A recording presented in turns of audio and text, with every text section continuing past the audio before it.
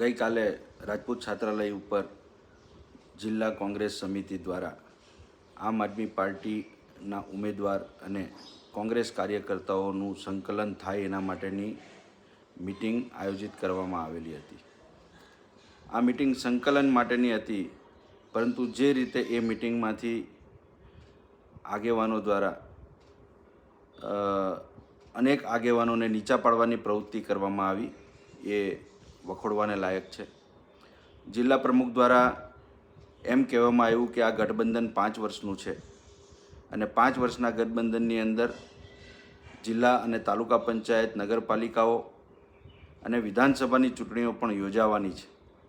ત્યારે મારો એ પ્રશ્ન છે કે આ સત્તા તમને કોણે આપી અને કોના કહેવાથી તમે આવા બે બુનિયાદ નિવેદનો આપી કાર્યકર્તાઓને ગુમરાહ કરી રહેલા છો?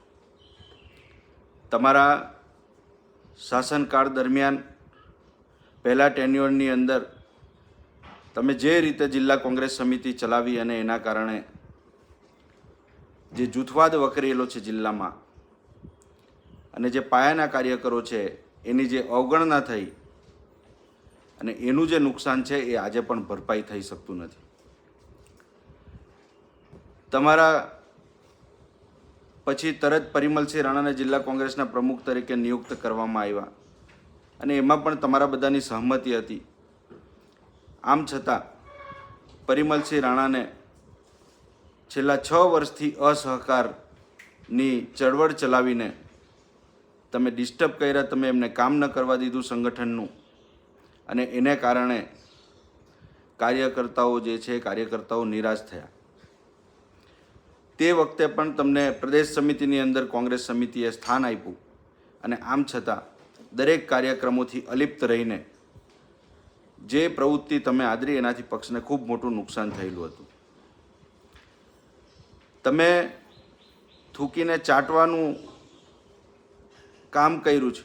તમે એક તરફ ભરૂચ લોકસભામાં ગઠબંધનના ઉમેદવાર તરીકે આમ આદમી પાર્ટીને આ સીટ ન જાય એના માટે આનંદ ફાનંદમાં એઆઈસીસીના પ્રમુખને પત્ર લખી દીધો, વાતો મોટી મોટી કરી દીધી, પરંતુ આજે જ્યારે ઉમેદવાર તરીકે આમ આદમી પાર્ટીએ પહેલેથી જ ગઠબંધનના નિયમોનો ભંગ કરીને નેત્રંગ ખાતે અરવિંદ કેજરીવાલે જે જાહેરાત કરી દીધેલી હતી એ જાહેરાતથી સમગ્ર કોંગ્રેસના કાર્યકર્તાઓમાં નારાજગી પ્રવર્તી હતી. કારણ કે લોજિકલી આ બેઠક જે છે એ બેઠક ઉપર આમ આદમી પાર્ટીનો કોઈ જનાધાર નથી. તમારી આ પ્રવૃત્તિને કારણે અનેક કાર્યકરો પાર્ટી છોડીને જઈ રહેલા છે અને અનેક જવાના દિશાની અંદર કામ કરી રહેલા છે. આમ આદમી પાર્ટીનું આ 6 બેઠકોમાં કોઈ વજૂદ નથી અને ગઈકાલે જ આમ આદમી પાર્ટીના પૂર્વ પ્રમુખ, પ્રદેશના મંત્રી સહિત વિધાનસભાના ભરૂચના ઉમેદવાર મનહરભાઈ પરમાર કે જેઓને 15,000 જેટલા વિધાનસભામાં મત મળેલા, એ તમામ પણ આમ આદમી પાર્ટી છોડી અને બીજી પાર્ટીમાં જોડાઈ ગયેલા છે. ત્યારે આમ આદમી પાર્ટી માત્ર કોંગ્રેસના ખભા ઉપર નીકળી અને કોંગ્રેસને આ જિલ્લામાંથી નેસ્ત નાબૂદ કરવા તરફ જઈ રહેલી છે. સ્વાભિમાન યાત્રા પણ મનગઢત રીતે આયોજિત કરીને ગઠબંધનના ઉમેદવાર તરીકેની જાહેરાત ઓફિશિયલી થયા પછી પણ ચાલુ રાખી અને જે રીતે કોંગ્રેસના કાર્યકર્તાઓને આમ આદમી પાર્ટીના ખેસ પહેરાવીને બેઠકોની અંદર તમે મિટિંગો કરી, એનાથી સ્પષ્ટ થાય છે કે કોંગ્રેસને આવનારા દિવસોમાં તમે તોડવાનું કામ કરી રહેલા છો. ગઈકાલે આપના ગોપાલ ઇટાલિયા દ્વારા પણ નામ લીધા વગર એમ કહેવામાં આવ્યું કે જે આગેવાનો ભ્રમ ફેલાવી રહેલા છે કે કોંગ્રેસ આ ગઠબંધનની અંદર ઉમેદવાર તરીકે ચૈતર વસાવા જ રહેવાના છે, ત્યારે હું એમને પૂછવા માગું છું કે તમે સંકલન કરવા માટે આવેલા કે કોંગ્રેસના આગેવાનોને નીચા પાડવા માટે આવેલા? આવી બે બુનિયાદ વાણી વિલાસ કરી અને કોંગ્રેસના કાર્યકર્તાઓનું તમે મનોબળ તોડી રહેલા છો. જે પ્રેસ કોન્ફરન્સની અંદર જિલ્લાના તમામ આગેવાનો ભેગા થઈને જે ફોર્મ્યુલા બનાવેલી હતી અને એ ફોર્મ્યુલાના આધારે આગળ વધવાના હતા, ત્યારે પ્રદેશ સમિતિ અને એઆઈસીસીના જનરલ સેક્રેટરી દ્વારા એક પ્રતિનિધિ તરીકે પણ જે ફ્રન્ટલાઇન લીડરો છે એમની સાથે બેઠક યોજી અને એક ફોર્મ્યુલા નક્કી કરવામાં આવેલી હતી. એ ફોર્મ્યુલા ઉપર કામ ચાલુ છે. આમ છતાં પ્રદેશ સમિતિ અને એઆઈસીસીની જાણ બહાર તમે માત્ર અમુક ચોક્કસ આગેવાનોને બાકાત રાખવા માટે, દૂર રાખવા માટે, સંગઠન ઉપર હાવી થવા માટે જે પ્રકારના હવાતિયા મારી રહેલા છો એનાથી પાર્ટીને ખૂબ મોટું નુકસાન થઈ રહેલું છે. એક તરફ આ આગેવાનો ભાજપમાં જોડાવાના છે એવો અપપ્રચાર કરી અને કોંગ્રેસના કાર્યકરોનું પણ મનોબળ તમે તોડી રહેલા છો, ત્યારે હું તમને કહેવા માગું છું કે 8 મહિના જેલમાં જવાનું પસંદ કર્યું છે પણ ભાજપમાં જવાનું પસંદ નથી કર્યું. ત્યારે આવનારા દિવસોની અંદર પણ પાર્ટીની અંદર અને પાર્ટીની બહાર રહીને પણ લડાઈ લડતા રહીશું.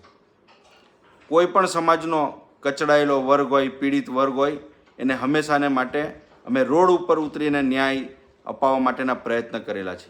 એ કાંકરિયાનો બનાવ હોય, આમોદ તાલુકાનો, સુલેમાન પટેલનો જોલવાનો બનાવ હોય, એ ઝઘડિયા તાલુકાનો આદિવાસી ઉપર અત્યાચારનો બનાવ હોય, કે ડેડિયાપાડાના આ જ ધારાસભ્યના જળ, જંગલ અને જમીનના પ્રશ્નો અંગેનો જે બનાવ હોય, તો એની અંદર પણ અમે આગળ રહીને કોઈ પણ જાતના જાતિ અને ધર્મના ભેદભાવ ભૂલી જઈને અમે રોડ ઉપર નીકળેલા છે.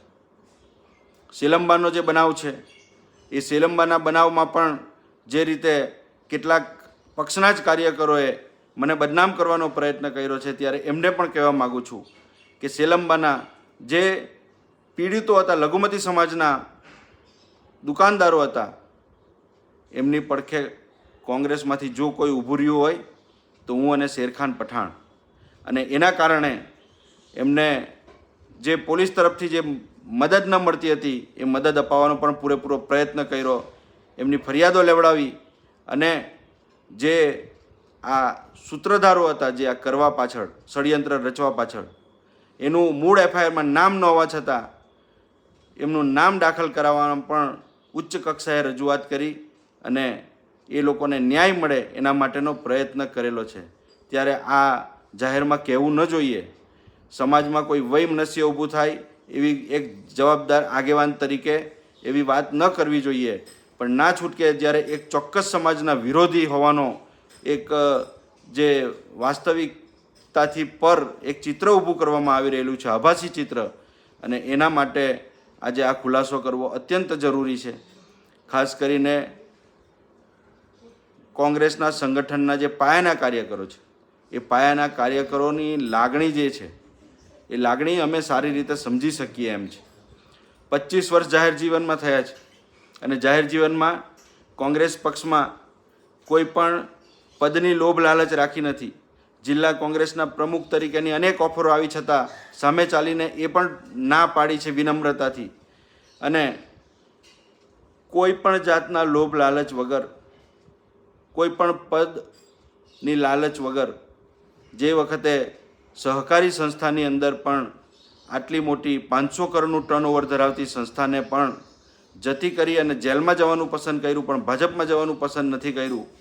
અને નમવાની વાત તો દૂર રહી, પણ સન્માનજનક રીતે લડત આપી છે. એ જ પ્રમાણેની લડત આવનારા દિવસોમાં પણ આપવાના છીએ. ત્યારે હું કોંગ્રેસનું શીર્ષ નેતૃત્વ છે એને પણ ચેતવવા માગું છું, વિનંતી કરવા માગું છું કે આવા લેભાગુ તત્વોથી સાવધ રહેવાની જરૂર છે, સચેત રહેવાની જરૂર છે. અને આવા તત્વોના કારણે જે કોંગ્રેસની એસેટ છે, જે પોતાનું ઘરબાર છોડીને કોંગ્રેસ પક્ષ માટે આજીવન સમર્પિત છે, એવા કાર્યકર્તાઓને ગુમાવી રહેલા છે. ત્યારે એમાં કડકમાં કડક રીતે વર્તવાની જરૂર છે. હું કોઈને પણ પદાધિકારીને ઠેસ પહોંચાડવા માટે આ વાત કરતો નથી, પણ જે રીતે ગઈકાલે એક આદિવાસી યુવાન ધનરાજ વસાવા એ આ મિટિંગની અંદર ઉપસ્થિત હતા, અને જ્યારે એમણે આ વાતનો ખુલાસો કર્યો કે પ્રમુખશ્રી એમ કહે છે કે ગઠબંધન 5 વર્ષનું છે અને 5 વર્ષની અંદર સાથે રહીને ચૂંટણીઓ લડાવવાની છે, ત્યારે ગોપાલભાઈ ઇટાલિયાના પ્રવચન પછી આ એક ઝઘડિયા તાલુકા કોંગ્રેસ સમિતિનો પ્રમુખ નવયુવાન આદિવાસી ધનરાજ વસાવાએ જ્યારે પ્રશ્ન ઉઠાવ્યો ત્યારે કોંગ્રેસના પ્રમુખ સહિતના હોદ્દેદારોએ એને બોલવા દેવાને બદલે એનો અવાજ દબાવવાનો જે પ્રયત્ન કર્યો છે એ નિંદનીય છે. અને જે રીતે ચૈતર વસાવા બકરી ઉપર સવારી જાણે કરવા નીકળેલા હોય એવું મને લાગે છે, ત્યારે એમણે પણ ચેતવાની જરૂર છે. અમે તમારા પ્રશ્નોની સાથે તમારી સાથે હતા, પણ એ ચૈતર વસાવાની કારણે નહીં, એક આદિવાસી સમાજના નવયુવાન ઉપર, એક આગેવાન ઉપર અત્યાચાર થાય છે અને એના કારણે અમે તમારી સાથે હતા. આજે મારે છોટુભાઈ વસાવાને યાદ કરવા પડે. છોટુભાઈ વસાવાને રાજકીય રીતે અનેક વખત એના નિર્ણયોની મેં ટીકા કરી છે, પરંતુ છોટુભાઈ વસાવાએ આદિવાસી સમાજને જે જાગૃત કરવાનું કામ કરેલું છે એ બિરદાવવાને પાત્ર છે. અને ગઈકાલે જે રીતે એમણે એમના પુત્રના ભાજપ પ્રવેશ ઉપર જે પ્રતિક્રિયા આપી છે એ પણ ખૂબ પ્રશંસનીય છે. અને એના કારણે આદિવાસી સમાજે પણ, ભલે એમની અનેક ભૂલો થઈ હશે, રાજકીય નિર્ણયો ખોટા થયેલા હશે અને એમાં મેં જે તે સમયે ટીકા પણ કરી છે, છતાં આજે આદિવાસી નવયુવાનોને જે જાગૃત એમણે કરેલા છે એના માટે અભિનંદન પણ આપું છું. અને ભવિષ્યની અંદર એ જ જાગૃતતા સાથે છોટુભાઈ આગામી દિવસોની અંદર નવયુવાન આદિવાસી મિત્રોને તૈયાર કરે. ચૈતર વસાવા પણ એમના જ ટીમમાંથી બહાર નીકળેલા છે, ત્યારે એ પણ રસ્તો ન ભટકી જાય અને આપના અત્યારના જે મનસૂબાઓ છે એ માત્ર મનસૂબાઓ પૂર્ણ કરવા માટે એ હાથો ન બની જાય અને ખરે અર્થમાં આ જીત કોંગ્રેસના સિમ્બોલ ઉપર ચૈતર વસાવાને પણ મળવી જોઈએ. અને એના માટે અમે ખભે ખભા મિલાવીને કામ કરીશું. પરંતુ કોંગ્રેસનો માત્ર પ્લેટફોર્મનો ઉપયોગ કરી અને આ વિસ્તારની અંદર આમ આદમી પાર્ટીનો જનાધાર વધારવા માટેનો જે પાછલા દરવાજેથી પ્રયત્ન થઈ રહેલો છે, ત્યારે હું એ પણ કહેવા માગીશ કે આમ આદમી પાર્ટી કોણ છે એ પણ ઓળખવાની જરૂર છે. આ આમ આદમી પાર્ટી પણ એક કટ્ટરવાદી સંગઠનની મૂળમાંથી નીકળેલી પાર્ટી છે. દિલ્હીની અંદર ભ્રષ્ટાચાર વિરુદ્ધ આંદોલનો ચલાવી અને આ પાર્ટીની સ્થાપના થયેલી છે.